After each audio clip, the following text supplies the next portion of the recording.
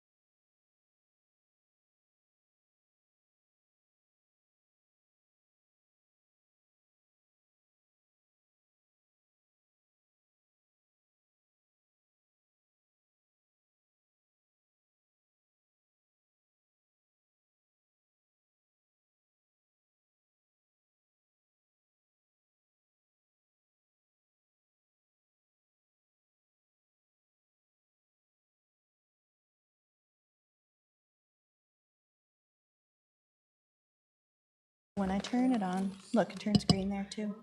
And you don't have to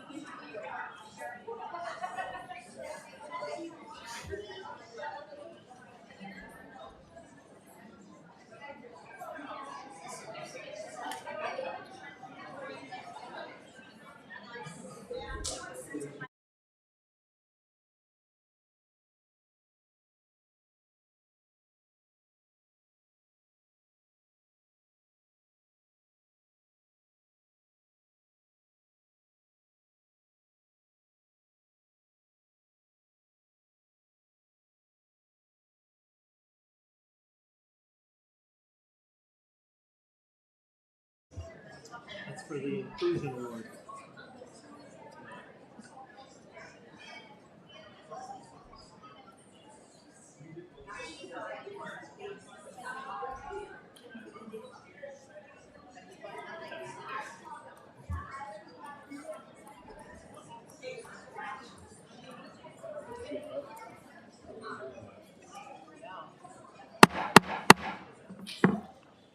Good evening. The time is now 7 o'clock. The Wayzata Public Schools Board of Education regular meeting for June 9th, 2025 will please come to order. Will the clerk please call the roll? Heidi Cater. Here. Sheila Pryor. Here. Sarah Johansson. Here. Horace Bende. Here. Valentina Ayers is absent. Dan Ginestra. Here. Milan Sahoni. Present. Chase Anderson. Here. Thank you. We have a quorum. Please rise to recite the Pledge of Allegiance.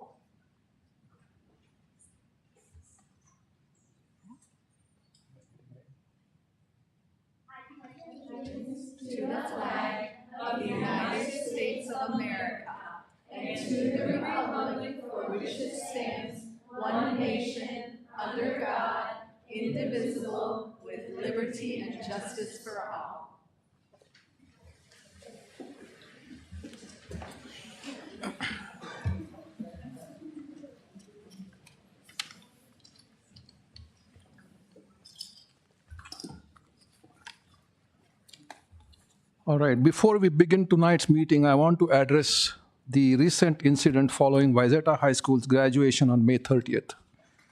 As many of you know, a shooting occurred outside the 3M Arena at Mariucci after the ceremony. At this time, we have no information suggesting the shooting was connected to our graduation or that any individuals involved are current or former Wayzata High School students. Superintendent Anderson and Principal Scott Gangler have communicated with all district families and staff to keep them informed. I'm sharing this statement tonight to ensure our entire community is aware. Our thoughts are with everyone impacted by the incident, especially the parent who was injured. We are relieved and grateful to report that he is recovering. We are incredibly proud of our graduates who conducted themselves exceptionally well during the ceremony and handled the post-event situation with remarkable maturity and grace. We also commend Superintendent Anderson, Principal Gangler, and our high school staff for their admirable handling of the situation and their commitment to keeping our community informed. We are also aware of concerns regarding the behavior of some attendees during the graduation ceremony. Many have shared their frustrations and offered suggestions for improvement, which will be considered by the high school administration to ensure a positive experience for all in the future. Finally, we deeply appreciate the continued support of our families, staff, and community. Despite this concerning event, the school board wants to emphasize how incredibly proud we are of the class of 2025.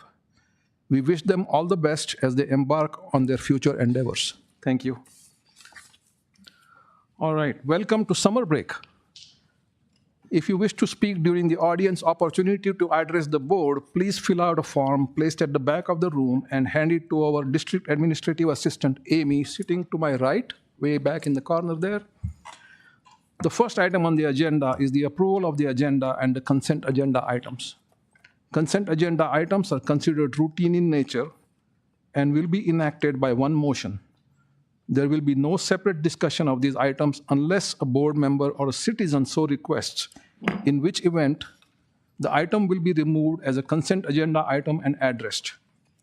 The consent agenda items are listed in the materials. The recommended action is to approve the agenda and the consent agenda items. Is there a motion? I so move. Second. Thank you. Moved and seconded. Will the clerk please take a roll call vote?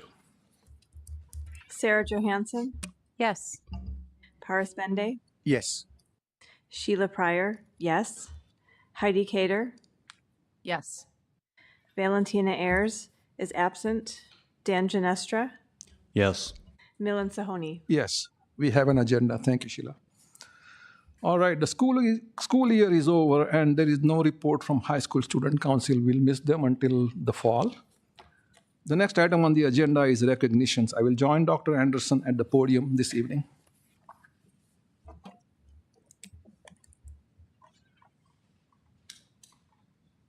Good evening, everybody, and welcome to our school board meeting tonight. My name is Chase Anderson. I'm the superintendent for the school district, and it's always my honor to convene the recognitions portion of our school board meetings. And I would like to share that I think you're all of you present tonight are part of history, and that I think this is our first sellout, standing room only school board meeting in this facility. So congratulations, thanks for being here on this beautiful night tonight and helping us recognize and celebrate many wonderful accomplishments tonight. To start off with, I know we have a number of folks in the room tonight that are here from the Wayzata Education Fund. So whoever is part of that group and wants to come on down here toward the microphone to share a little bit about the Education Fund, and looks like there might be some cash flow headed our way here as well that we're going to hear about. So if you'd all come forward, I'll let you all introduce yourselves here in a moment. Whoever's going to come forward and make this presentation, come on up. Before they approach the podium and make their presentation, I would just like to say a few things about our Wayzata Education Fund. So I've been fortunate. I'm just wrapped up my 17th year in this role as superintendent in Wayzata, and I've been a part of the Wayzata Education Fund ever since I came to the district. And I think it had been formulated, I can't remember the exact year. Who can tell me? That it started? 2003. So it had been in place for about 5 years prior to my time here, but it's been really an honor and a privilege for me to be part of this group. They work tremendously hard. It's an all-volunteer board, and they do the lion's share of the work and certainly put a lot of time and effort into it. Over the years, they've raised hundreds of thousands of dollars and dispensed that to teachers who have submitted grants in regard to supporting their curriculum and their projects and the teaching and learning function within our school district. And we're so appreciative of all that they do and the work that they have helped us to reinforce and strengthen during the time that they've been in existence since 2005. So I don't know who the point person is. Kelly, are you going to take the mic and share a little bit about the Ed Fund? So thank you so much for being here tonight. We look forward to hearing what you want to share with us. Thank you, Chase. Well, Dr. Anderson stole a bunch of my information, so glad he always knows so much about us because he's such a great support, as you all are as well.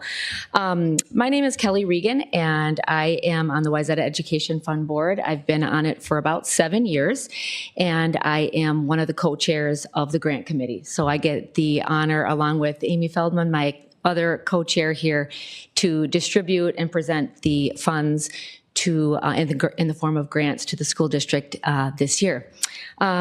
Just for a little bit of a reminder of who we are, in case you don't know a little bit about what we do and who we are. As Dr. Anderson mentioned, we are an all-volunteer board, mainly parents. We have some former parents. We've even had grandparents on our board in the past. We are a 501c3 organization, and we started in 2003. And our mission is to raise funds to enrich basically Wayzata Public Schools. We keep it broad because over the years we definitely know that we receive all different kinds of requests as social changes happen, education changes happen, and we're lucky enough that we get to ebb and flow with those changes. In particular, our grant program, which is why we're here tonight, that also started in 2003. And Wayzata Education Fund has funded and given back over $600,000 since 2003. Specifically tonight, we are going to go over in detail, Amy will in a few minutes, the 11 grants that we funded, what we call this year, but they will be active for next year's school year. And the grants total over $80,000, which is our largest amount to date. So we're very proud of that. Thank you. Another piece that we're proud of is that the funding via these grants will impact students in all grade levels. One other unique thing about Wayzata Education Fund is that we are an organization that supports the district as a whole.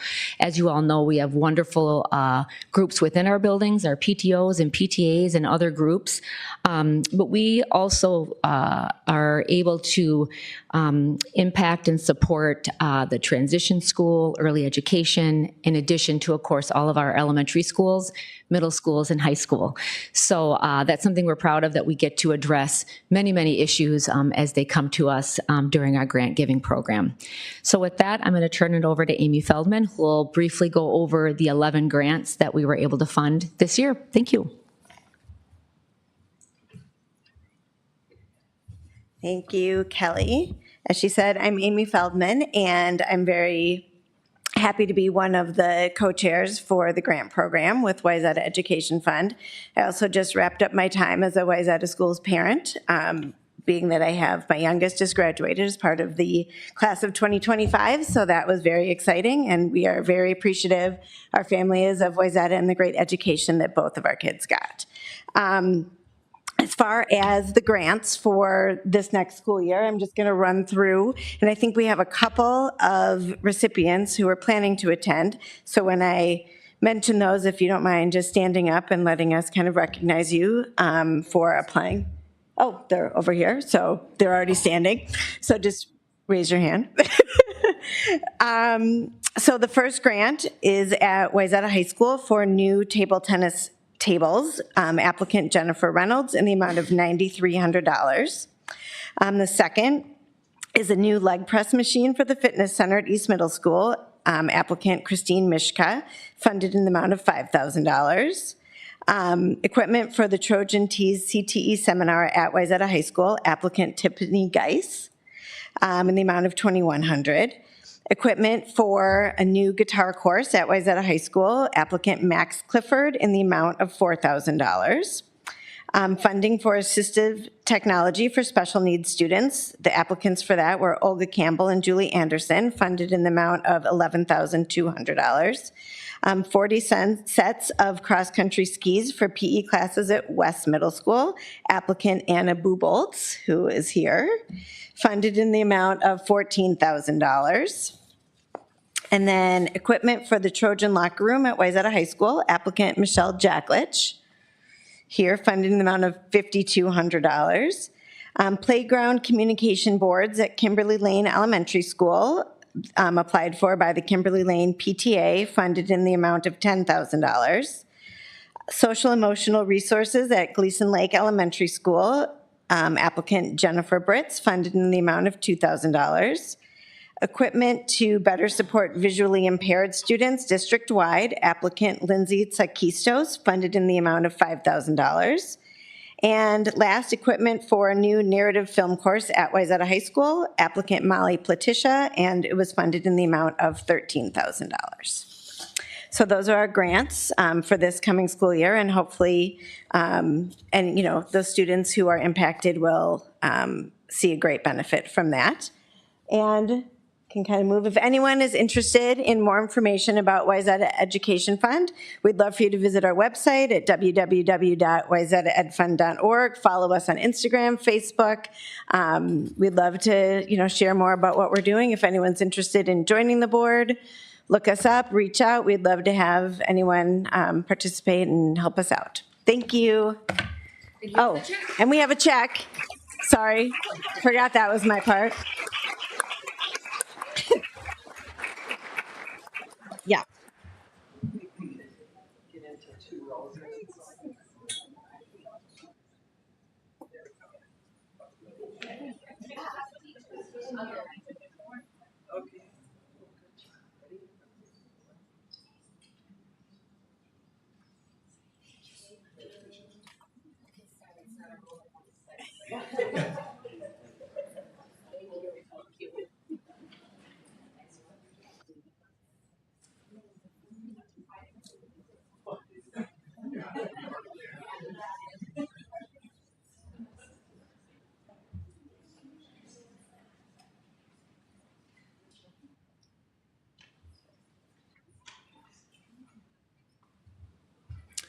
our finance director, David Draskovich, is here, and he told me that he would put that in the ATM on the way home tonight, to make sure we get that deposited as soon as possible. So,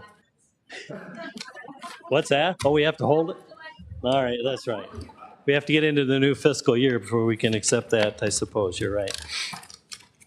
All right, thank you so much, first of all, for our Education Fund board members being here tonight. Kelly and Amy, thanks for your presentation, and thank you so much for your generosity, not only to them for their contributions of work, but also for the generosity in the community. We just are so appreciative of how individuals step up and organizations step up to support us and do so much to complement the work that we do. So we greatly appreciate it. Our next recognition for this evening is for the Wayzata Inclusive Education Awards. I'd like to invite our Director of Special Services, Ginny Nias, forward, who will speak a little bit to the nature of these awards. And we're going to be recognizing some individuals tonight who have demonstrated excellence in being inclusive within their classrooms, and we'll explain a little bit more about the award and what all this means. So Ginny, thank you for being here tonight. Of course, thank you. I would like to invite Lindsay Eichenlaub and Michaela Weiss to join me up here.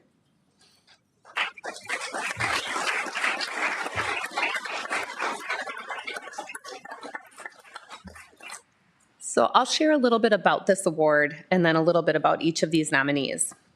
During the 2021 school year, the Wayzata Special Education Parent Advisory Committee established an award to recognize outstanding staff who work to ensure students with disabilities have the opportunity for an inclusive education in Wayzata Public Schools. 4 years later, we are continuing to acknowledge outstanding educators. This spring, Wayzata Public Schools families, employees, and community members were invited to nominate outstanding staff members who contribute to the inclusive education in our system. There were over 70 nominees from our community, from parents, and from staff. This award is an acknowledgement and celebration of our staff who create, foster, and epitomize inclusive education, and you've seen some of that here tonight. I'd first like to recognize Michaela Weiss. I'm going to give you the talk of excitement next to me. This is the great Michaela Weiss. Michaela Weiss is our developmental adaptive physical education teacher at West Middle School and is a part of the West Middle School physical education community. She is not just a special educator. She was nominated by Andrea Thorson, Taryn Adams, and several other colleagues who wanted to share experiences of how Michaela has positively impacted the West community. In summary, what they shared was Michaela's impact at Wayzata Middle School has been nothing short of transformative, establishing her as a true trailblazer for inclusion. Michaela is a trailblazer who spearheaded the unified program across our middle schools, building a vibrant and thriving inclusive community who in just 2 short years at West Middle School has begun to thrive. What began with a single class has blossomed into a comprehensive initiative engaging nearly 200 students in diverse activities, from PE classes to My Time sessions to advisory groups and the school coffee cart. Her creative approach constantly invites student voice, leading to organic, meaningful connections and a genuine collaboration among students of all abilities. Michaela is a fierce advocate for every child, and she embodies the spirit and adaptability and accessibility. Whether she's MacGyvering a PVC pipe extension for students who have power wheelchairs to play soccer, or I don't have words for the, throwing for cornhole tournament. Oh, with the button switch? That throws for a student who needs the adaptive support. All of our students have had the opportunity to participate and access all kinds of activities. Other things that have happened at West as a result of that inclusive mindset is an American Sign Language advisory to connect our deaf, hard of hearing students, and launching a wildly popular ASL My Time. So in middle school, My Time is the time that kids feel included and excited about being middle schoolers. Michaela goes the extra mile to ensure every student can participate fully and confidently. She consistently modifies equipment and games on the spot, removing barriers and fostering a love for movement and wellness. Beyond the classroom, Michaela's passionate dedication extends to the broader community. Her remarkable leadership has seen West Middle School raise over $17,000 for the Polar Plunge, directly benefiting Special Olympics Minnesota and West Middle School. This commitment to Special Olympics, coupled with her tireless efforts to provide necessary equipment for field trip opportunities, underscores her belief in students demonstrating their love through movement.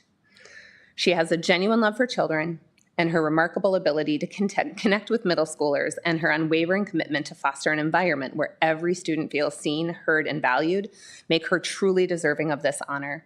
Her work not only changes individual student lives for the better, but it has inspired the entire West School community to embrace a more inclusive spirit, and we are incredibly fortunate to have her in Wayzata Public Schools.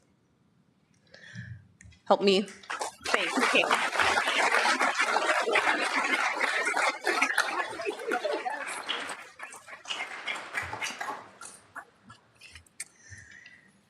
And now I get to speak about our K-5 nominee, Lindsay Eichenlaub. Lindsay Eichenlaub is a Northwoods Elementary educator, and she happens to be a special education teacher.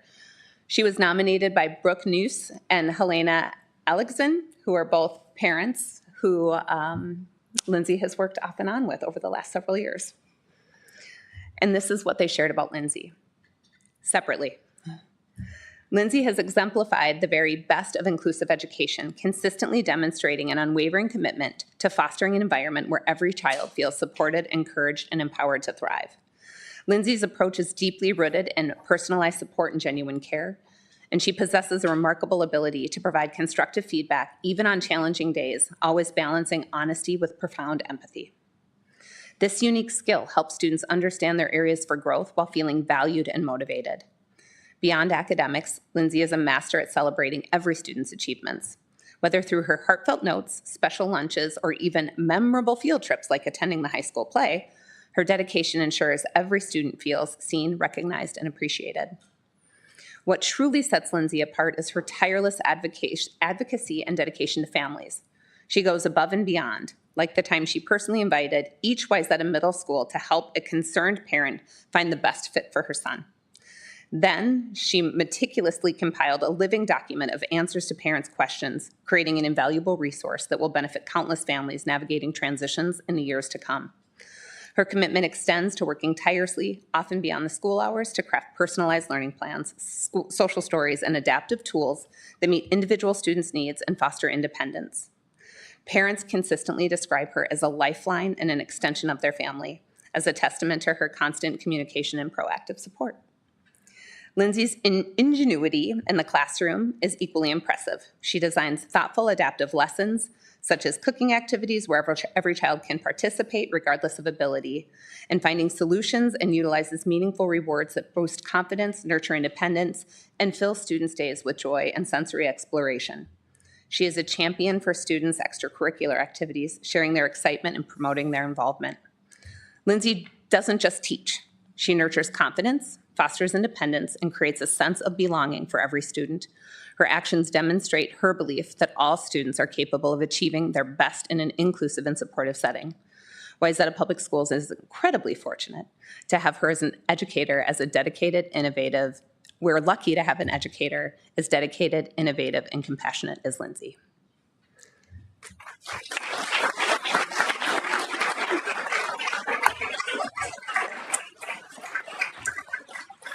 Congratulations to these lovely educators. We are a better school district because of them and lucky to have them, and to all other 70 nominees who exemplify these great traits as well. So thank you.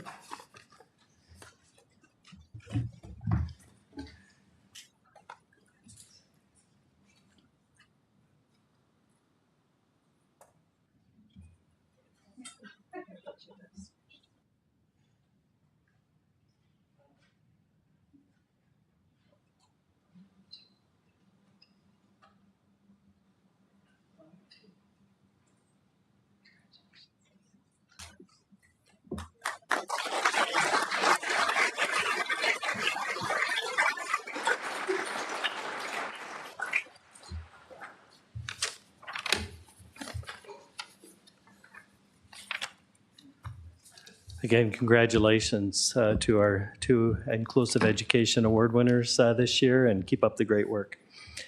Our next recognition is for the middle school, junior high school Classic Lake Conference Athletic Director of the Year Award. And I'd like to invite Chad Bartles forward before I share a little bit of information about Chad and his work. Congratulations, Chad.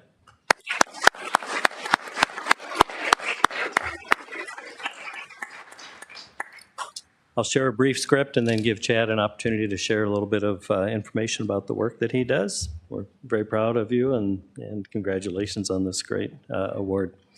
The middle school, junior high school Classic Lake Conference proudly named Chad Bartles from Wayzata Central Middle School as the Athletic Director of the Year.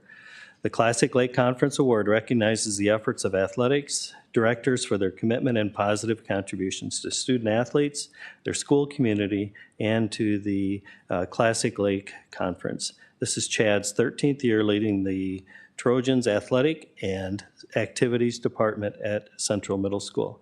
During his time leading Wayzata Central Middle School's athletics and activities, Chad has passionately led the way in updating activity websites, expanding the opportunities for all middle schoolers, and giving recognition and fanfare to his coaches, going above and beyond the call of duty.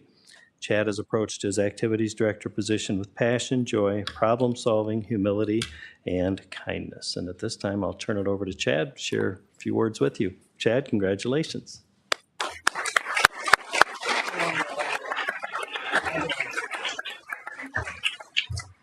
Well, I'm on summer vacation. I really did not have anything planned to say, but I guess, following the Inclusive Educator Awards, it's amazing work that Wayzata teachers do.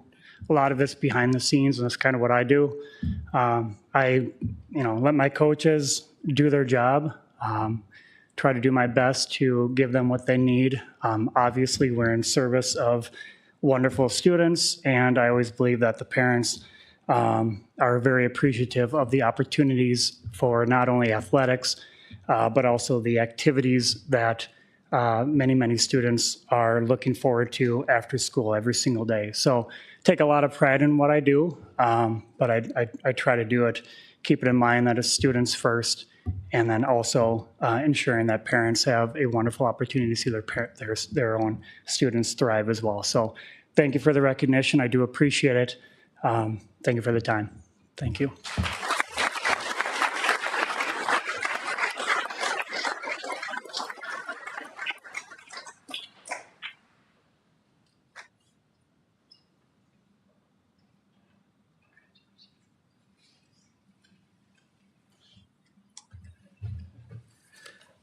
Congratulations, Chad. I'll share what might be a little known fact here in the room, but my very first administrative job was being the Dean of Students and Athletic Director at Logan Fontenelle Junior High School in Bellevue, Nebraska. So I understand all the complexities of that work and all that there is to organize and prepare for, and especially track meets. I remember track meets were like incredible. Do you have a good system for lining up workers for track meets? Maybe we can recruit here a little bit tonight, but anyway, that's one that I always remembered.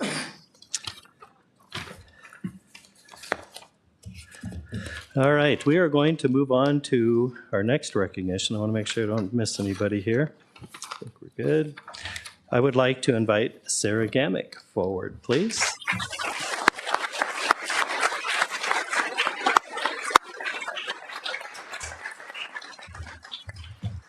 I'm going to share a script of accolades here for Sarah and the work that she's done at Meadow Ridge Elementary School and many other locations, as you'll hear in the script. Meadow Ridge Elementary is pleased to celebrate Sarah Gamick as the June Employee of the Month. Sarah has made a lasting impact during her career in Wayzata, and she exemplifies what it means to be student-centered. Just recently, another teacher relayed a story about Sarah that needs to be shared. Sarah has students from the specially designed classroom in her class. Second grade has an economics unit that culminates in students creating and selling their items to student, parent, and staff shoppers. Sarah went out and purchased some craft kits for the SDC students to ensure that they were able to participate alongside their peers. Classmates fully included them because Sarah models compassion and inclusion each and every day. Sarah has touched so many students and teachers during her 26-year career. She began as a teacher at Gleason Lake and went on to work at Oakwood, Birchview, and Plymouth Creek. She also served as a teacher on special assignment and summer school coordinator before finally finding her home at Meadow Ridge. She has graciously volunteered to teach at almost every grade level as a gifted and talented teacher and taught distance learners during the pandemic. Sarah models continuous learning and growing. This year, she asked the literacy and peer coaches to observe lessons together to get as much targeted feedback as possible. She truly believes that she can always improve and always give more. Sarah is a reliable leader as a teammate who has high expectations and constant kindness for everyone that she works with. She is always there for her team to listen and offer sound advice when we need her most. Her top priority has always been educating and connecting with her students, including all students, and understanding their individual needs. Sarah is a valuable member of our Meadow Ridge team and to the Wayzata Public Schools. Thank you for all you do for our students, your team, your school, and the entire school district. Congratulations.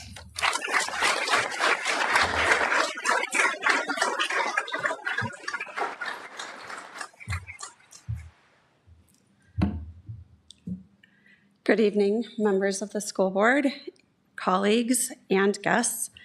Thank you so much for this honor.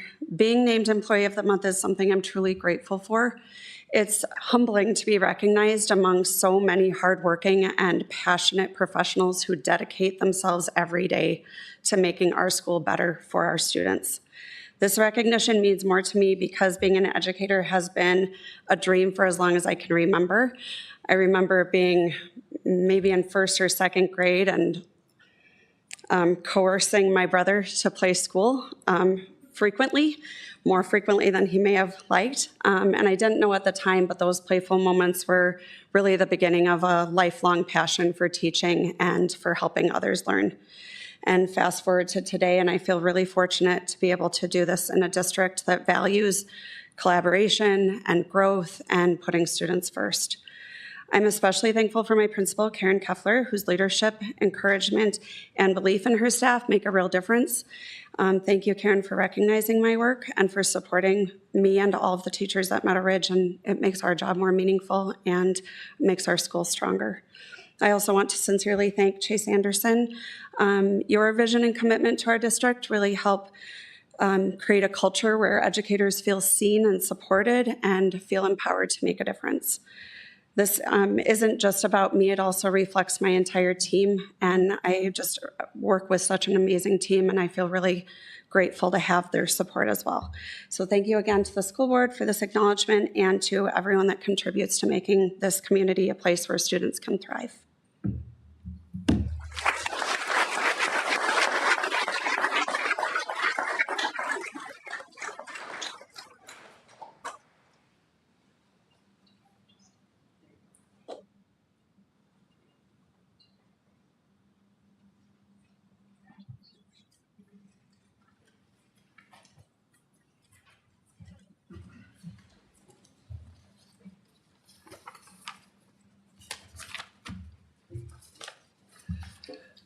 And our final recognition this evening, I believe, is to recognize those individuals who have indicated since our last meeting their intent to retire. And we have 3 on our list tonight. I haven't spotted any of them here, but if I've missed you, feel free to come forward if you'd like. First is Susan Casa, paraprofessional at Plymouth Creek for 25 years. Kathy Labowich, Technology Support Specialist, has worked with us for 18 years.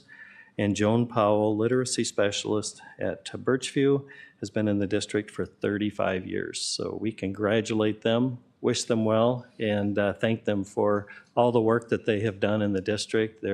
Even though they'll be leaving, I found a lot of them come back. We find other work for them at some point, and any of those 3 may be back at some point as well. So we really appreciate all that they have done, and if you could join me in a round of applause for those individuals.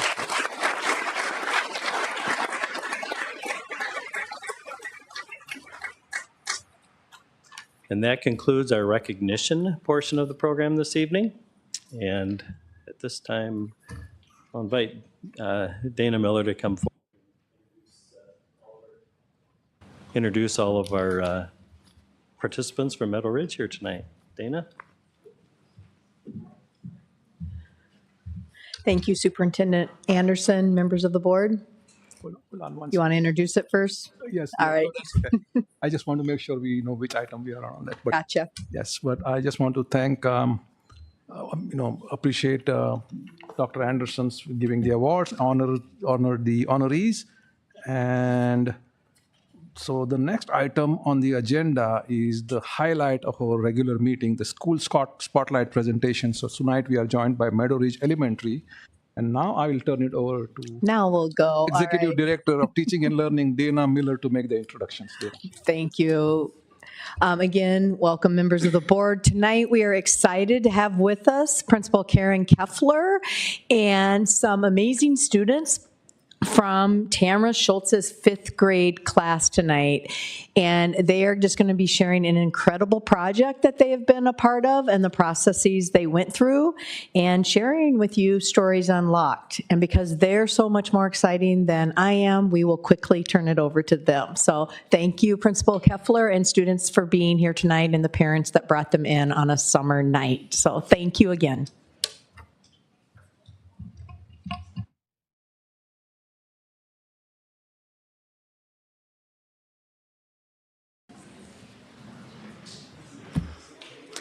Chair Sahoni, Dr. Anderson, members of the board, thank you so much for inviting us to present this evening.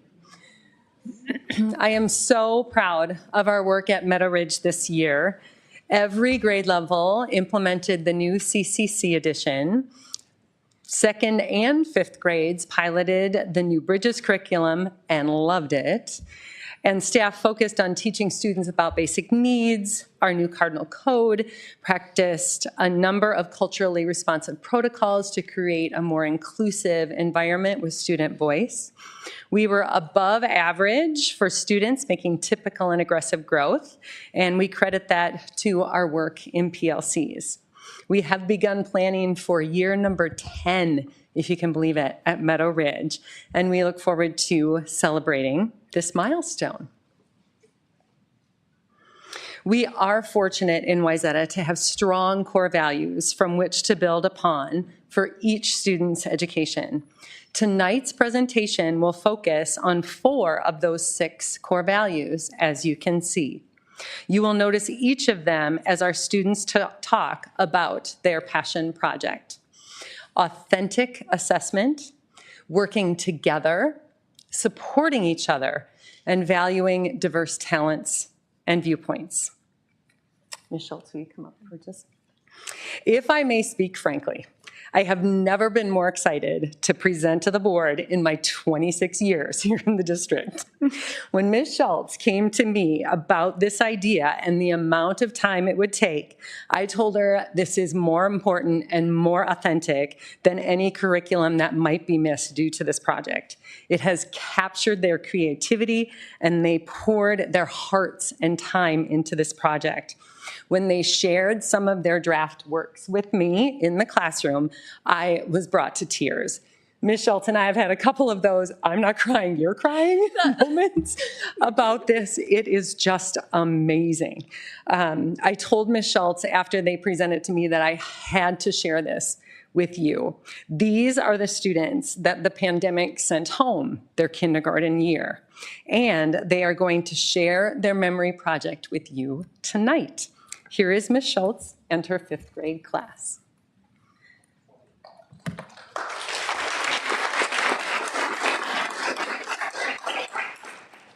Thank you so much for inviting us here today. We are just honored to share our classroom journey of growth and resilience and collaboration with you. These young authors who, as we know, began their education during the pandemic are preparing to enter middle school now.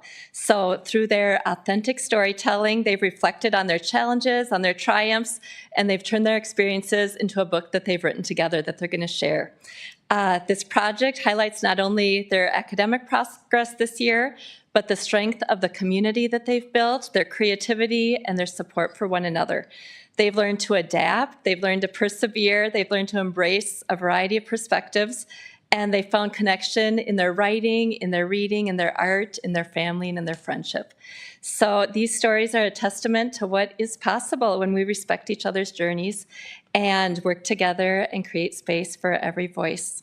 I am so proud of the grit and heart and fabulous formal outfits that each learner brings here tonight, and excited for you to hear directly from them today.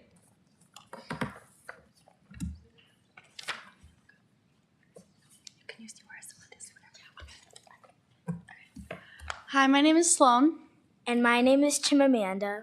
We came up with the idea of writing a book others would be interested in. What was special about our class? We realized that we were the kindergarten class that was hit with COVID.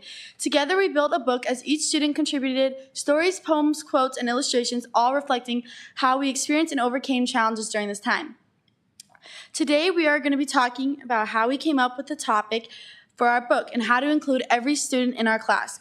This is the Google Doc that Ms. Schultz, Timmy, and I created. On the document, it had questions to help students come up with what their chapters could be about. We interviewed every kid individually. It was fun to hear other people's experiences during COVID. Sloan and I would ask them questions from the document and then help them turn their answers into amazing chapters. We spent a lot of time working on different things with different classmates. Some needed help with their title or poem or just their story in general. But thanks to all the hard work everyone put in, we now have an amazing book. The next of many challenges to tackle was deciding the layout of the book.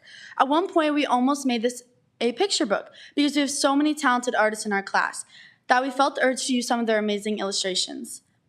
Gosh, that feels like ages ago. But we ended up having so much to say that in the end, a chapter book seemed more appropriate. The illustrators will share their rules next. Their beautiful artwork truly brought our stories to life.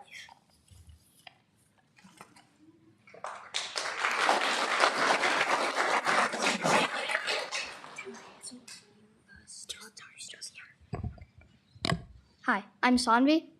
I'm Renly. And I'm Aeon. We drew these pictures along with a few other friends by expressing our talent and our imagination by turning some questions into strong illustrations. We and a lot of other people in our class had lots of ideas and formats for this project, and I have to say, most of them were really good. We experienced some different drawing styles and backgrounds. We chose some different drawing styles, like messy lines or other things. We had some frustrating moments. The technology part of the story making was tricky. At times, it was very difficult to find room or how to make it fit. Sometimes it was easy to make everything go. Other times it was pretty hard. One time we accidentally deleted half the cover page ideas in one presentation. It took a minute to get them back, but we all thought they were gone forever.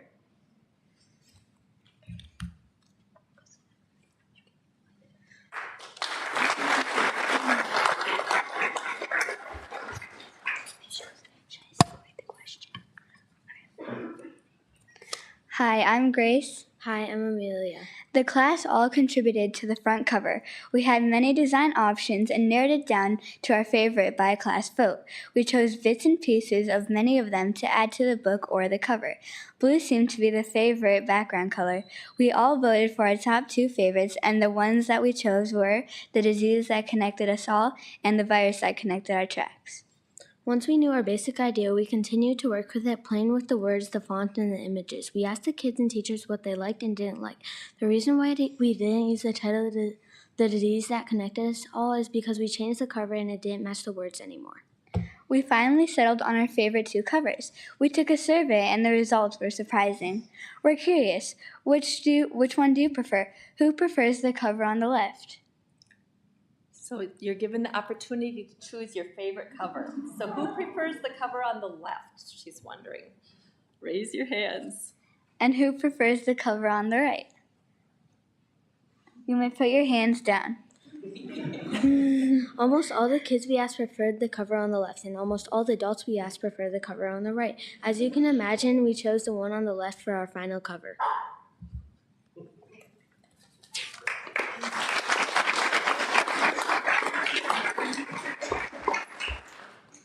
Hi, my name is Odin. Hi, my name is Emerson. Many of us have unique stories about how we experienced COVID. Some stories are funny, some are sad, and all are full of hope.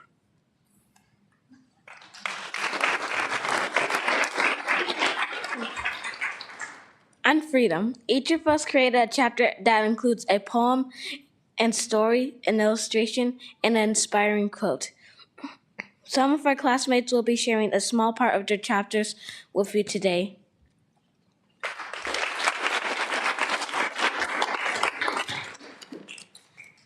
My name is Ava, and this is my COVID story. When I turned 6, I didn't have a regular birthday. Because of COVID, I had to stay in the car and go around to my family's houses. If they wanted to celebrate with me, instead of coming to my house, they came outside and gave me my presents there. School was all online, which was okay. My favorite part about at-home learning was I could eat whenever I wanted. I didn't have to wait for my teacher to say it was snack time. I remember when Mr. B read us a book over Zoom, that we all brought books to show my class on Zoom. The books were hard to see because they were little, since there were 20 of them on the screen.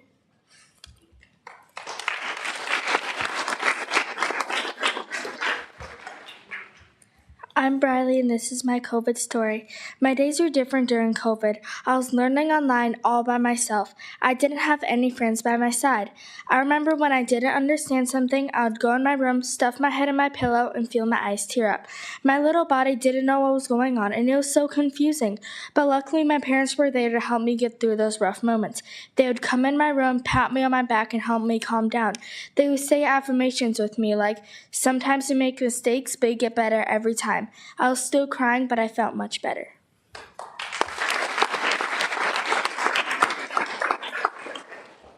I'm Adriana, and this is my COVID story. COVID-19 affected me in many ways. One of the biggest things is that I never really learned how to write well, so my handwriting still isn't the best. What I remember the most is that my best friends played outside, and I could watch them from the window. They had a playground in their backyard and would often play there. When I went outside, they were still there. They asked me to play, but I always said I can't. I couldn't go with them because of COVID.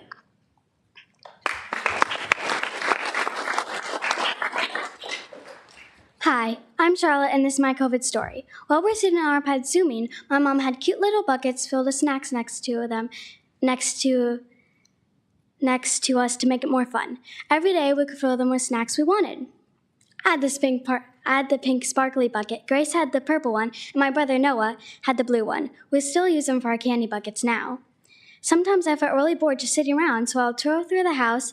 That's how I started loving to dance.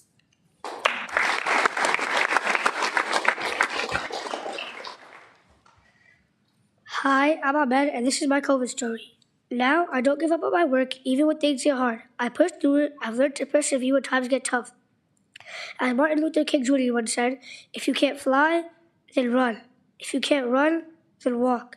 If you can't walk, then crawl. But whatever you do, you have to keep moving."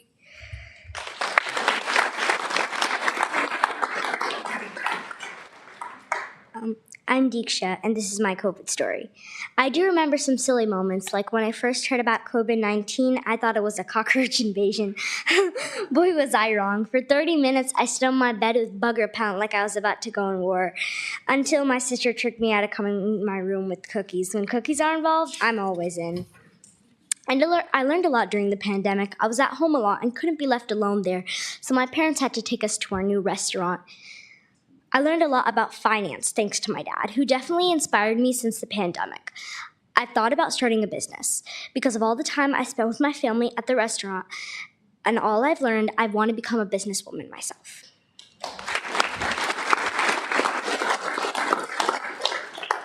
Hi, my name is Porter, and this is my COVID story. COVID made me grow. It was a different experience than most people have been on. It was a different path than most people have been on. I've grown up from these experiences. It's made me stronger. I realized that if I don't try, I won't get anywhere in life.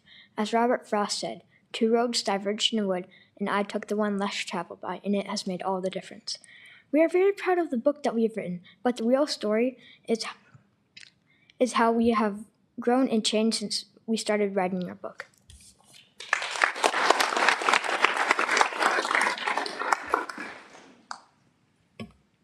I'm Joshua. I'm Ayanj, and this is my COVID story. 2 months later, my grandma passed away, though I didn't find out until 4 months after that. I was so sad and I didn't understand what was happening. Then, bam, I was transformed into a robot. I had a strict routine that I followed every day. Eat, learn, sleep, repeat. That was all I did. All I was allowed to do anyway. The usual Friday night rush and Sunday night dread were gone. Weekends didn't feel like weekends anymore. Writing my chapter for the book was an eye-opening experience that helped me learn more about myself. I discovered that I actually love public speaking, and unlike when I was younger, I now feel that I have a natural talent for it. During our group reflections on the book project, we also learned a lot about our strengths. Some of us realized we were better at writing and drawing than we had thought. We learned how to collaborate, problem solve, and push ourselves to do things we never thought we could. In fact, we ended up learning more about ourselves and each other than we did about our lives during COVID. Initially, we believed we worked together better on our own, but we found that we were far more successful when we came together as a group, or really, as a family.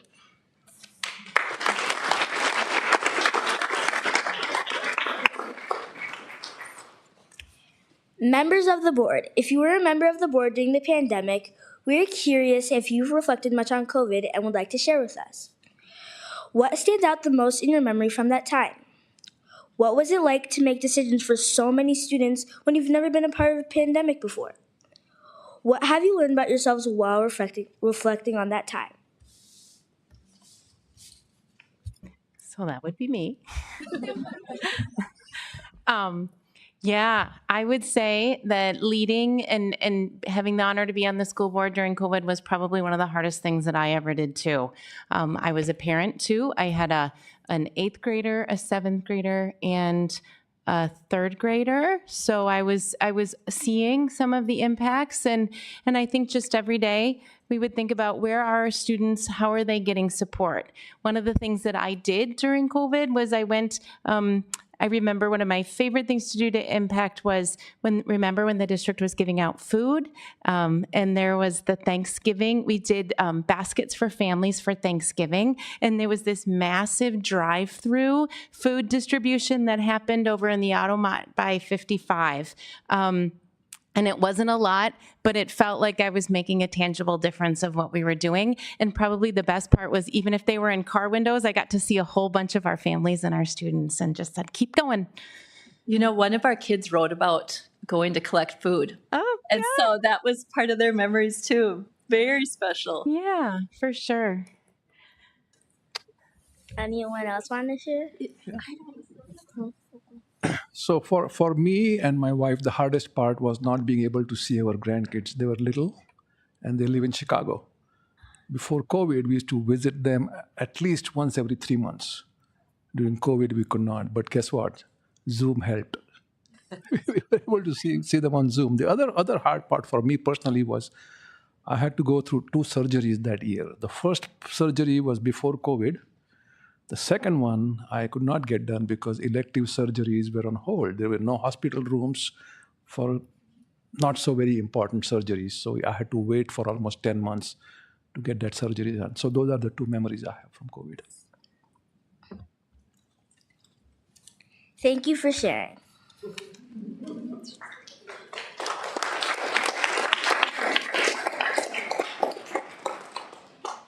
Thank you very much for your time today. If you are interested in reading our book, please scan the QR code to stay connected this summer and learn when it's available. If you would like to share a comment or review, we would love to hear from you.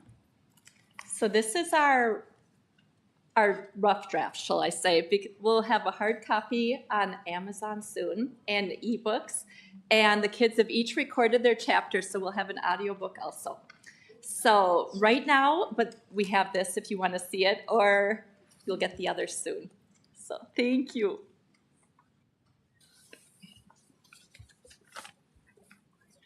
Thank you so much for listening to their presentation. It's just an amazing, amazing project, and I'm so proud of each and every one of you. Do any of you have questions about the process for our students that you're curious about? Any comments, questions? Yeah, Sheila. Oh, Lars, yeah. No questions, but just the comments. Amazing job.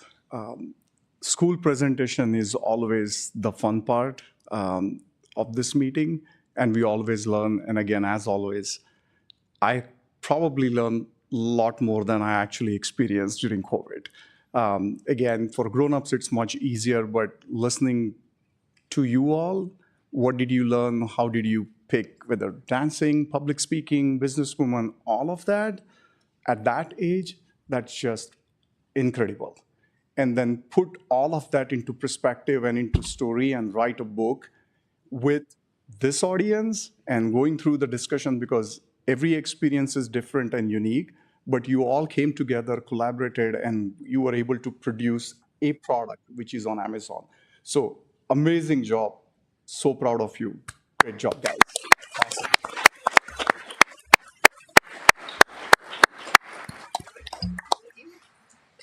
Thank you. I have one more question for our students, actually. So, first of all, thank you all for coming and for sharing your stories. COVID, it was not great for any of us. But hearing your stories, you might have seen me tear up too. So I totally get how you were sitting in your office crying. I mean, this is a lot to hear from students. But I want to ask you, as you were writing your stories, kind of going back into that space, because it's been a few years, right? And so you can forget, or you can kind of get over some of those feelings, but taking yourself back to those feelings and telling your story so that we don't forget that history piece of it is so incredibly important. What did that feel like for you? Well, it was fun to remember because, like, at first I was like, what did I do back then? But then things started coming back, and I was like, oh yeah, I remember that time. Oh yeah. And I was like, oh, so it was really fun, yeah. Jimmy, do you want to tell them how you started with your little sister? Oh yeah.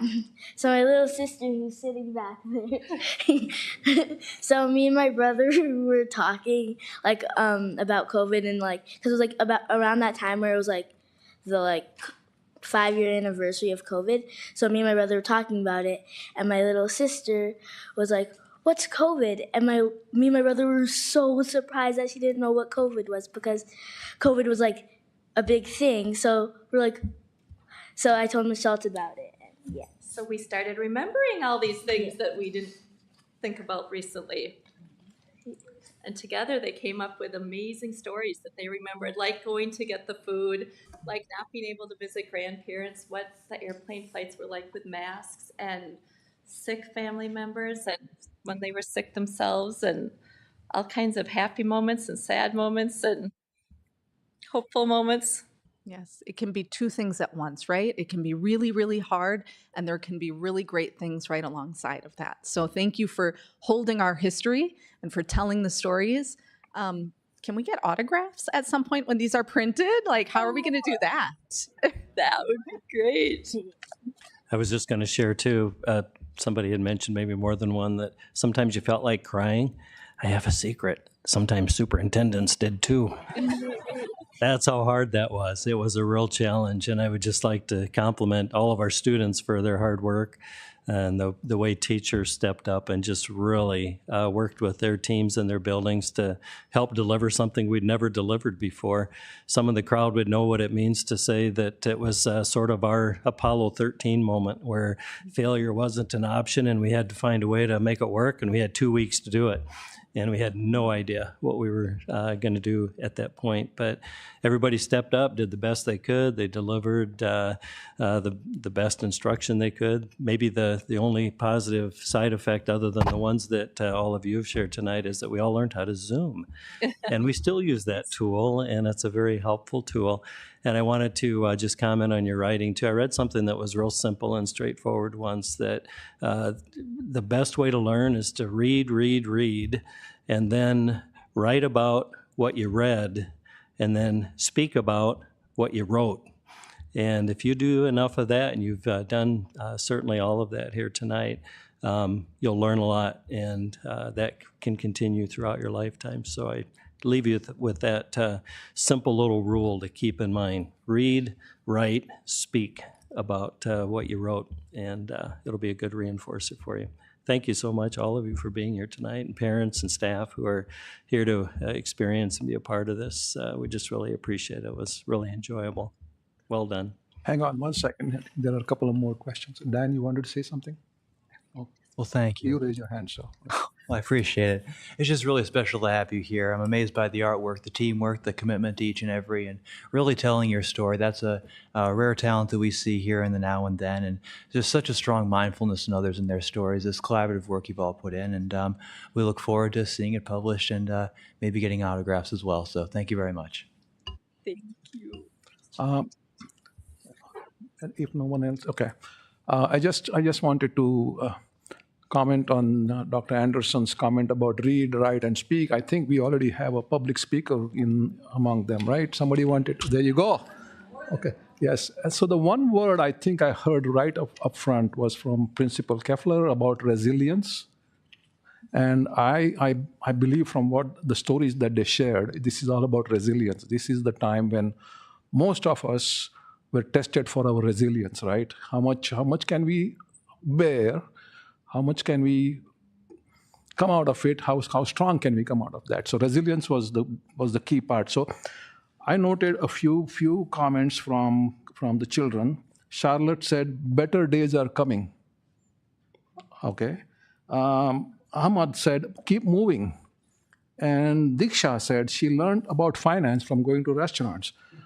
A positive in everything that is bad is the key, I think, and the children learning from that at a very young age is very, very critical.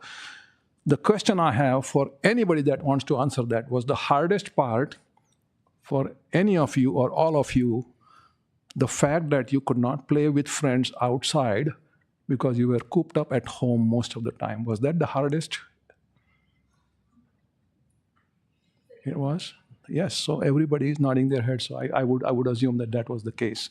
But thank you so much for coming tonight and educating us adults in what you have done. I have already signed up for the book using that QR code from home, so looking forward to getting a copy. Thank you so much.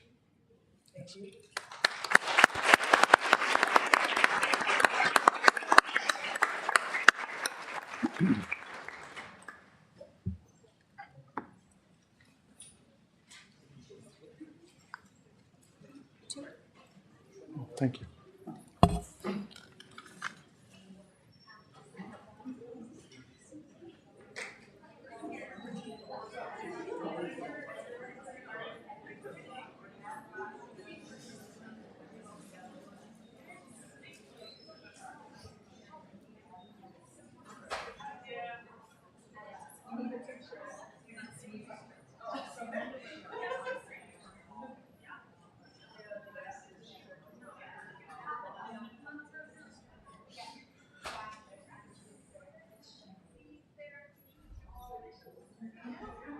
We were sold out, and I was hoping there were a few people still left to listen to us. All right, so next is the audience opportunity to address the board. And Amy says we have two from the audience that have signed up to speak. This section of the agenda provides an opportunity for members of the community to address the school board. Speakers who wish to provide input to the school board must complete the sign-up sheet and return to our administrative special assistant, Amy, who's sitting to the table on my right. Please note that you will need to complete a request form to be included on the speaker request list. When you are invited to the podium, please identify the subject and/or agenda item to which your comments pertain. Priority will be given to students and families with students currently enrolled in the district. The school board practice is not to engage in a discussion or debate with the speaker, but rather allow the speaker time to express their thoughts. Please present your comments in a respectful and professional manner. This evening, each speaker will be invited up to the podium to speak for 3 minutes. We have a couple of requests to speak, so that should not be a problem. 3 minutes should be available, I believe. And Amy will help us keep track. Actually, we have one more. We have 3 speakers today. Actually, Sheila will, to my right, will keep track of the time by holding up a red card at the 3-minute mark. Please end your comments when you see the red card. If you have already shared your thoughts with the school board, please consider letting someone else address the board. If a community member shares a message similar to yours, please consider shortening your message or presenting as a group. Are there any students first in this list? I don't believe so. So we will call the first speaker here, Pat Gleason. And she's going to talk about school board elections. Thank you, Pat. Okay, I'll stand here. Hi, my name is. I was on the school board almost 20 years, but it was a long time ago. I wanted to speak tonight about school board elections. When I started in 1992, probably some of you weren't even born yet, there were 3-year terms and elections every year. Voter turnout was extremely low, and because of that, we thought it might be easy for a special interest group to greatly impact the board. When we made the decision to go to a 4-year cycle, we had the same discussions you're having now. The benefits of holding elections in odd and even years. School issues are often complicated. We thought it was important to have voters who are educated about the issues or the candidates. We didn't want people to vote for someone just because they recognized the name or they were the first one on the list. We felt it very strongly that we wanted our voters to be well-informed and knowledgeable. When you held your special election in 2022, I heard a lot of discussion in the community about which candidate was a conservative, which candidate was a progressive, and some of the other issues that were running around at that time. I wonder how many people who voted in that election knew anything about the candidates. We have a wonderful school district, and I believe that people who care about schools will educate themselves and go to the polls and vote thoughtfully. I know that holding elections in even years would be a little less expensive. I understand how it would be easier on staff to do that. Neither one of those things would make the elections better. Many things have changed since I left the board. Many improvements have been made. I don't believe that moving the election to an even year would be an improvement. In fact, it could leave the district with a lot of partisan discord. Thank you for all the time you spent taking care of our kids. Thank you, Pat. Okay, so next we have Sally Ditzenbach, who will talk about the middle school schedule / culture. Welcome, Sally. Thank you. Today, I'd like to discuss the culture of mistrust that often exists between teachers and administrators in Wayzata schools, particularly at the middle level. As you know, many middle school teachers are unhappy with our new schedule. We are burnt out, overworked, and most of all, we do not believe that this schedule is what's best for our students. Although we've been sharing our concerns with building and district level administrators, most of our concerns have gone ignored or dismissed. In May, all Wayzata middle schools had staff meetings about the schedule. The administrators who led the meeting did not refute our claims that this new schedule is detrimental to student learning and test scores, or that it hurts behavior management, or it doesn't provide students with as great of a sense of belonging. They did, however, tell us that this new schedule is the best for student choice and provides a standalone health class. Are these really the most important aspects of a middle school education? We were also told that as employees, we need to, and I quote, champion the new schedule. Well, let me ask you, if your job was to help students be their best, and you were being asked by your boss to promote something that you knew wasn't what was best for them, would you smile and play along just because you were told to? At the same meeting, it was suggested to staff that the real problem wasn't the new schedule. The problem was that we, the teachers, didn't know how to modify our instruction for a block schedule.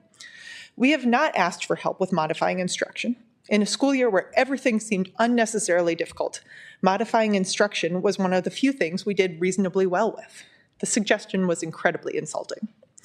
Another source of lost trust for us was when administrators try to paint an alternate reality of what is actually happening. For example, some administrators are constantly telling me that there is only a small handful of staff who do not like the schedule and that most people secretly love it.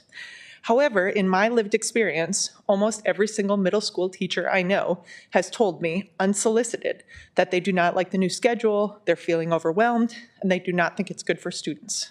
I'll go ahead and say it. To me personally, that feels like gaslighting. Lastly, I'm frustrated by administrators using unrelated survey data as proof that the new schedule is working. Questions such as, "Are you happy at this school?" are not proof that the new schedule is good for kids. If admin is so sure that the schedule is best and that the majority of teachers, students, and parents love it, why is, "Do you like the new schedule?" the one question that they never ask in their surveys? We need a more open, balanced dialogue where both administrators and teachers can have their voices heard. Despite our best efforts, we have not been able to facilitate that. But as the governing body of this school district, you can make that happen. Thank you. Thank you, Sally. And then last is Melanie McCartney, who will speak about the graduation ceremony. Welcome, Melanie. Yes, good evening. I wanted to come and speak to you after my email last week just to reiterate that for the past several years, we have heard from parents about how disruptive the ceremony was. So going into the graduation ceremony last week, parents were a little bit nervous. And rightfully so, because the behavior that you and many of us experienced was pretty upsetting. I'm going to reiterate some of the things that we as parents are asking for. Going back to a limited number of tickets for the ceremony, it sounds like that will be implemented. Actual security that checks bags and limits what can be brought in by attendees.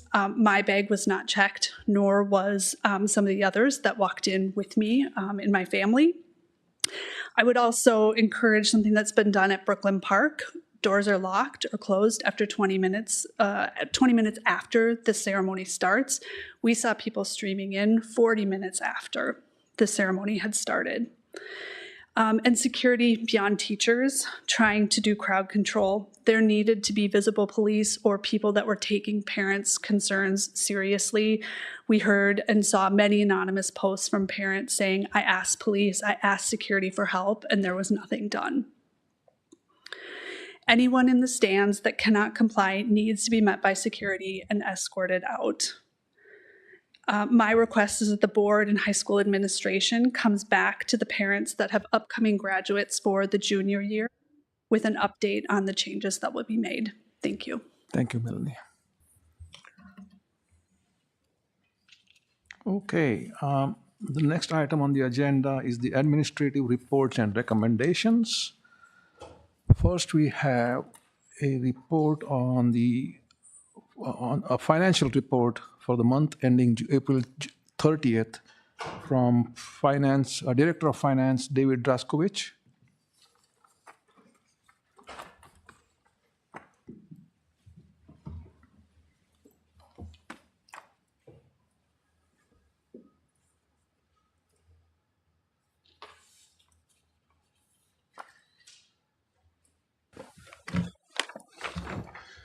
Good evening, board members. Superintendent Chase Anderson. A little bit quieter than earlier.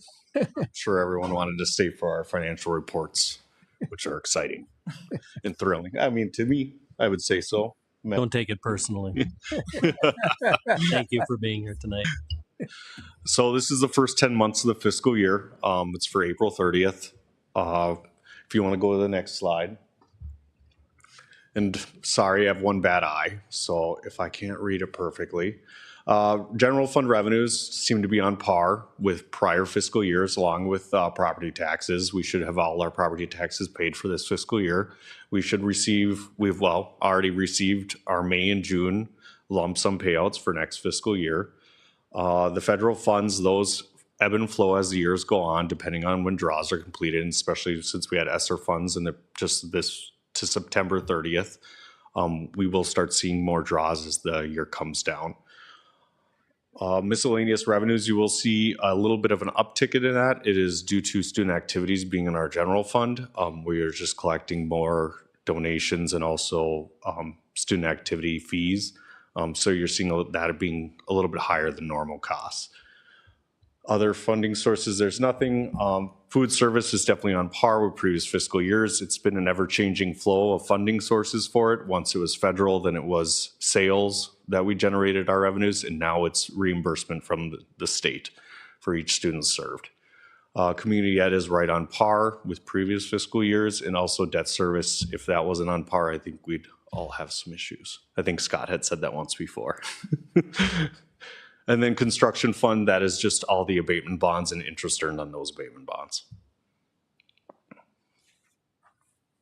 Statement expenditures, salaries, if you can see, they're pretty much on par with the prior fiscal years. I'm really proud of that.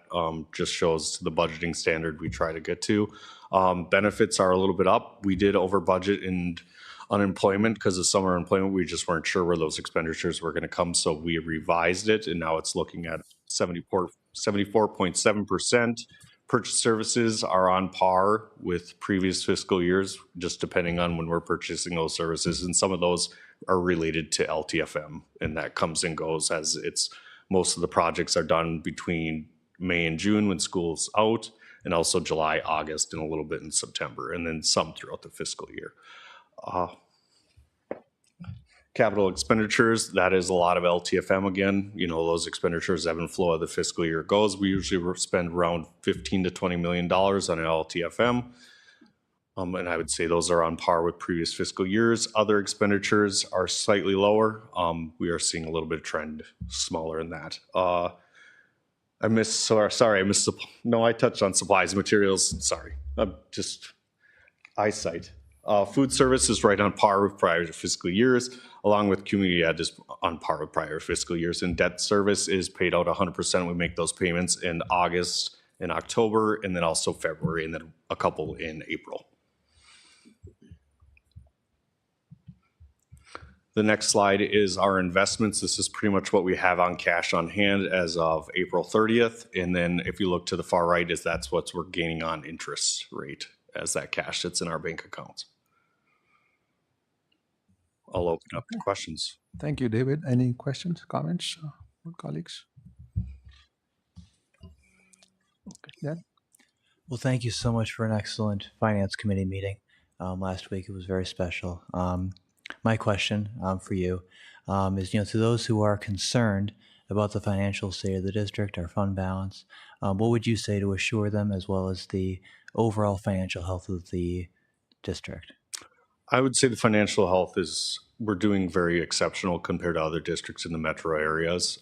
We did enter cost containment early, which was also helping, for our district compared to others as they let that ESSER funds kind of lag on.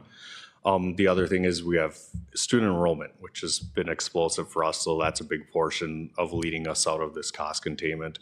And we just need to make sure that we are cautious as we move forward and add expenditures back for that enrollment growth. Other than that, I look forward to where our fiscal standpoint is in the future. Thank you so much. Thank you, Dan. All right. If there are no other comments or questions, we'll move on to the next item, David. Is the revised budget for Wayzata Cafes Fund 202. Yep, Fund 2. So we're bringing the revised for FY25. We did have a presentation March 27th. That was presented to the board from Michelle Segadal and our accountant, Jack Stearns. And now we're just bringing it back to have that motion approved. So the recommended action, board colleagues, is to approve the revised budget for Wayzata Cafes Fund 02 for the fiscal year ending June 30th, 2025. Is there a motion to approve? I so move. I second. Moved and seconded. Is there a discussion? Hearing none, this is a roll call vote. Sheila, if you can. Valentina Ayers is absent. Dan Ginestra. Yes. Sarah Johansson. Yes. Paris Bende. Yes. Sheila Pryor. Yes. Heidi Cater. Yes. Malin Sahoni. Yes, the motion passes. Thank you, Sheila. And then the final presentation from David will be the pre-sale report for the $5.5 million General Obligation Capital Facilities Bond Series 2025A. Yep. So I'll give this over to Matthew Hammer from Ellers. He and his crew have been helping us as with this bond sale as we move forward for issuing. You can take it over, Matthew. Yeah, thanks, David. Chair Sahoni, members of the board, Superintendent Anderson, Matthew Hammer from Ellers. And we're just here to give a status update on the project we've been working through with the committees in the district for almost a little over 6 months now. If we go back to March, the board had authorized moving forward with this capital facilities bond issue for the Middle School West project. We're kind of in the point of update right now where it's getting to the point where we've solicited or advertising for bids. Our report tonight is purely an update of where we're at and kind of letting you know where we're at in the process. The two main takeaways is that we're working within the budget that the district has. There is no additional tax levy to the property owners of the school district for this plan. And then as we look at the project as we're moving forward, we had set this up to authorize about $5.5 million of issuance, but we're anticipating receiving bids and then updating our estimates when we get to July. When we look at the schedule, right now, there is a full report with a lot of information in there. I'll just highlight the key points. We're providing our pre-sale estimates tonight. We're looking at if we issued the full $5.5 million in bonds, we'd have about $5.6 million available for the school district. Those numbers will change, right? Because we're going to get the bids in for the project and we'll be updating those estimates. Overall, the district receives about $3.2 million of operating capital revenue where they've had a set aside that the districts had that we're utilizing. So we're using those same resources like we've talked, and that sets aside about 20% of the district's operating capital revenue. So it's a revenue stream that's restricted for projects like this that we're going to tap into and utilize as we move forward. I think from where we're looking right now, we have an estimated interest rate of just a little north of 4%, the true interest cost estimate. That does have some cushion built in from where we think the market is. And there's been a fair amount of demand in the municipal securities market. So we're anticipating a steady demand for the district's bonds. And part of that's driven by your AAA rating. And as David said, the district's in a good financial position. And that positions us well to go to market and keep the interest costs down for the district, which means a more beneficial project and a lower cost project for the district as you look at finishing this project for the Middle School West. We've had the question, right, as we go in, this district's financial position. I kind of say you're controlling what you can control as part of that process, which is an important piece. We'll enter into another rating as part of this with Moody's. That actually got put on the calendar as of this morning. So we're anticipating that to be on June 25th. We'll have that rating call with the district, and then they'll go into committee. And all indications where we're at right now with your district's enrollment trending positively and your financial position positively, we're anticipating we'll hopefully be able to hold, or not hopefully, we're anticipating we'll be able to hold that rating where it's at, which is a very important thing. You're one of a very few districts that have a AAA rating in the state, one of three. That's a overall summary of where we're at. We'll anticipate closing on the bonds on August 7th. So those construction proceeds will be in hand for the district to put to work to any construction invoices that'll happen as part of the project. And then the other important piece that we'll be able to work with the district on is on the investment side, because these project funds will not necessarily have to be utilized right away. So it's important for us to be able to generate some investment income as part of that until those projects are needed. And where we're at from a standpoint of there's a thing called arbitrage, but because we don't have, we're anticipating issuing less than 15 million, and the project timeline's fairly quick, we're anticipating we won't have any arbitrage concerns with the project at this point in time. So that's a lot. There's a lot in that report, and I can answer any questions folks have. Again, I'll just reiterate, No additional taxes to property owners. We're using existing revenue streams as we look to finance this project, and we're doing it in a way that doesn't impact or tries to manage the district's overall budget as we move forward as well, to keep those resources in play as the district kind of navigates the financial picture through their budgeting as we move forward as well. Okay, thank you, Matthew. Any questions, comments? Oh, Sarah. I just want to say thank you.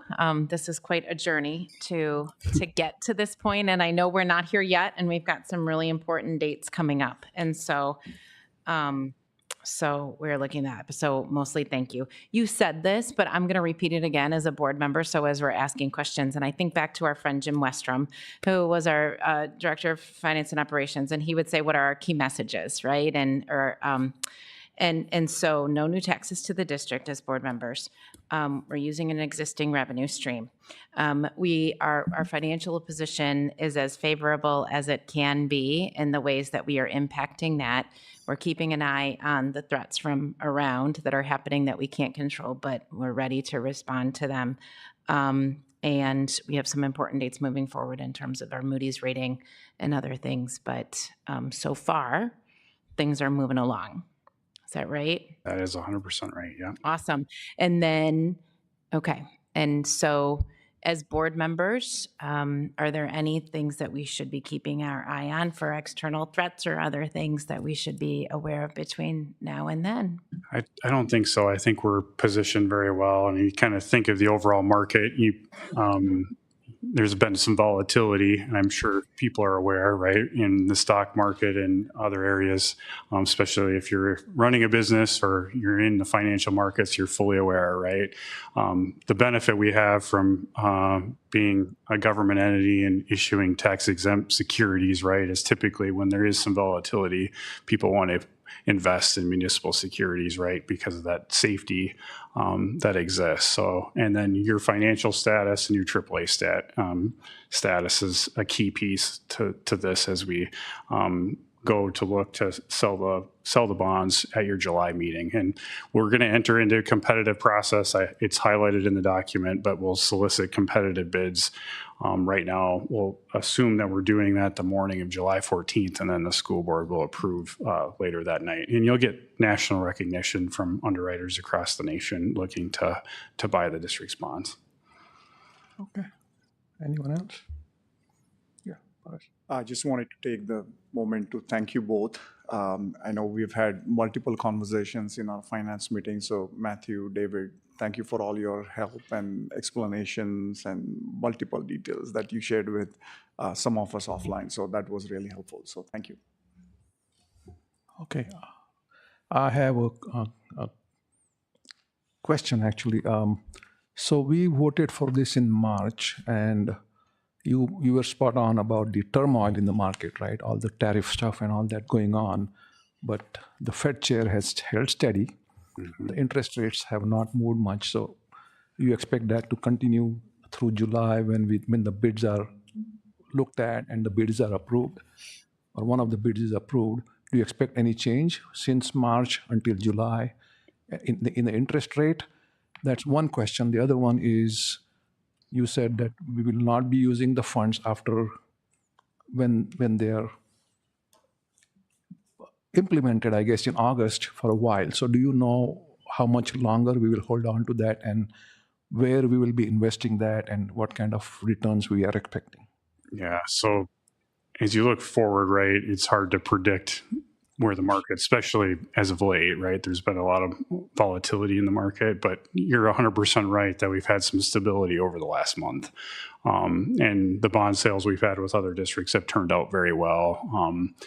And so that gives us, people are going to want Wayzata bonds when we get to that point, just because of your financial position at AAA status. That's an important piece. So we're anticipating a good result when we get to July.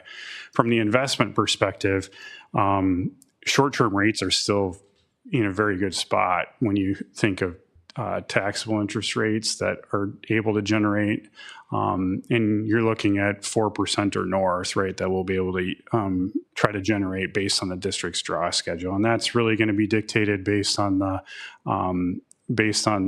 anticipated construction schedule that Krause, Anderson, and Wold will share with us as part of the plan.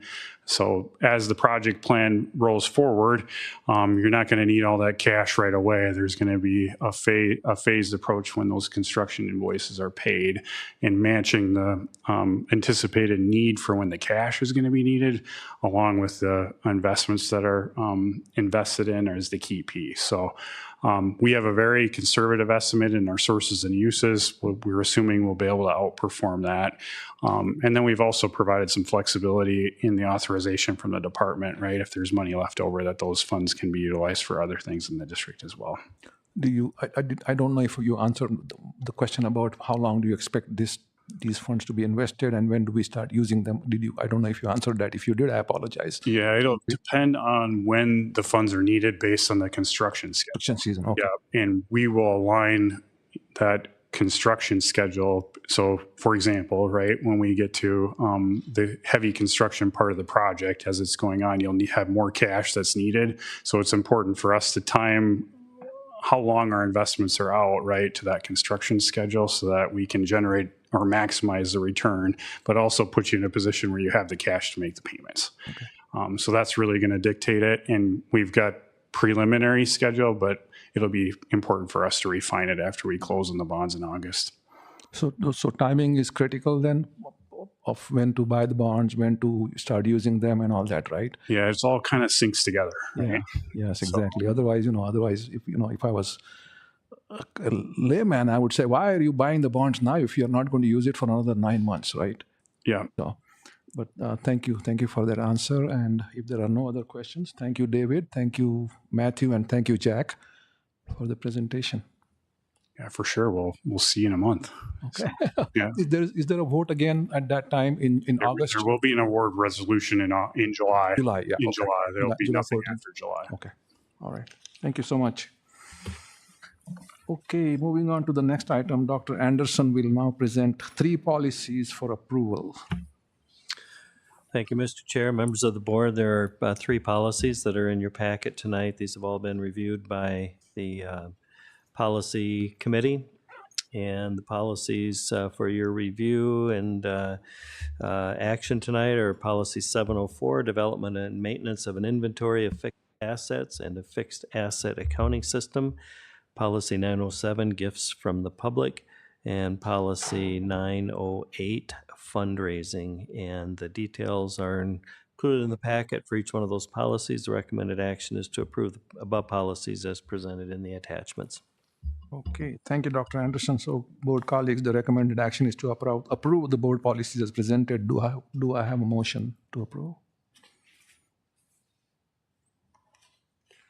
I so move, and I request we waive the second reading. Okay, thank you, Sheila. Is there a second? Second. Moved and seconded. Is there a discussion? I have one question, Dr. Anderson. One of those, the very first policy is a brand new policy, right? 704, I think. That's correct. Okay. And can you share what the reason was that we have the policy? I could make a swing at it, but David will be in a better position along with Jack to do that. So we'll let them do that. Yeah, I think we can shed a little light on it. So the policies for our fixed assets, which we're bringing, it has been in our footnotes for the last 20 years. Instead of being in our footnotes, the auditors have asked us to make it a requirement as a policy. So it allows us some guidelines to follow as we move forward with our audits. And then in case we did have a change in auditor, which I don't foresee, they would have something to follow as they come in, since it has just been in our footnotes of our financial statement.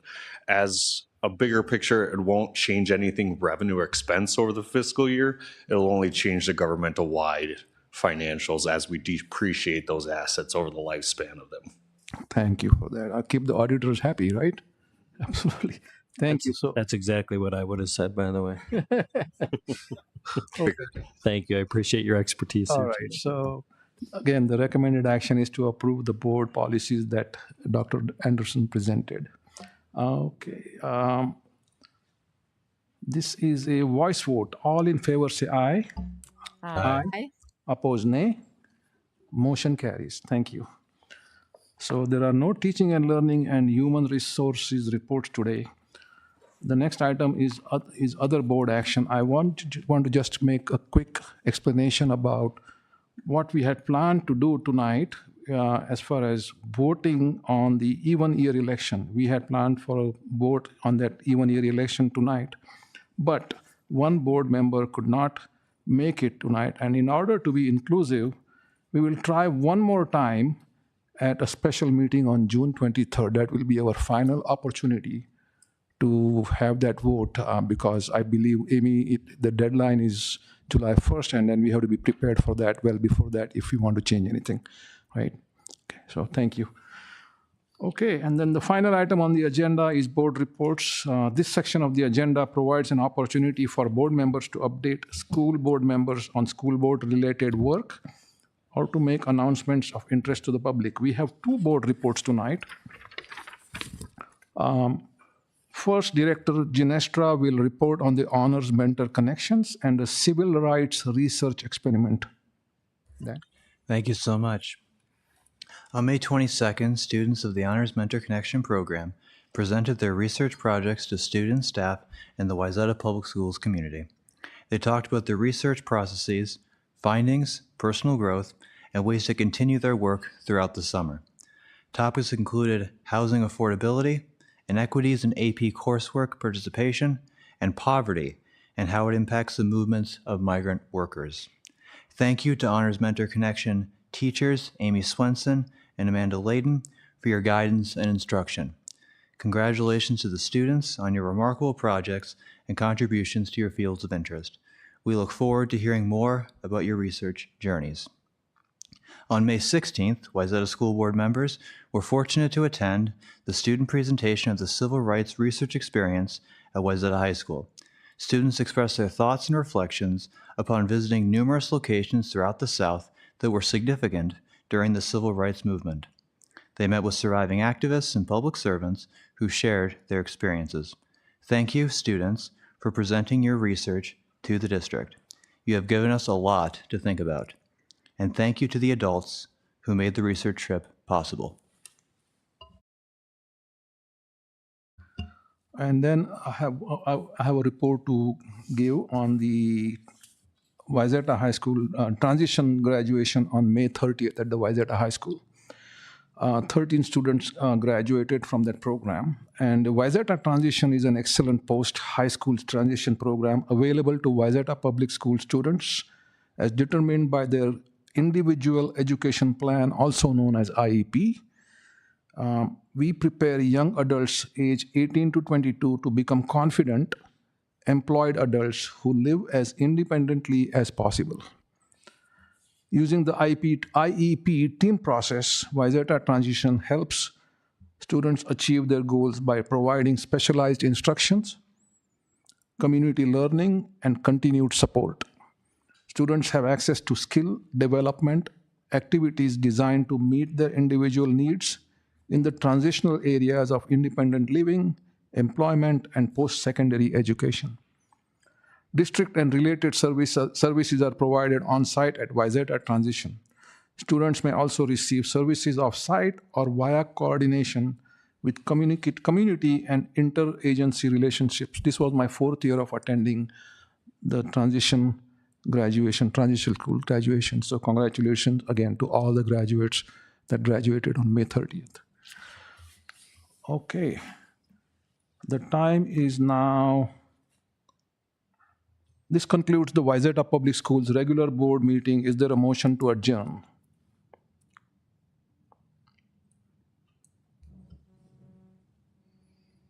I so move. I second. Okay, thank you. Moved and seconded. I didn't know if people wanted to go home. All in favor say aye. Aye. Aye. Opposed, nay. The time is now 8:38. The Wayzata Public Schools Board of Education regular meeting for Monday, June 9th, 2025 is adjourned.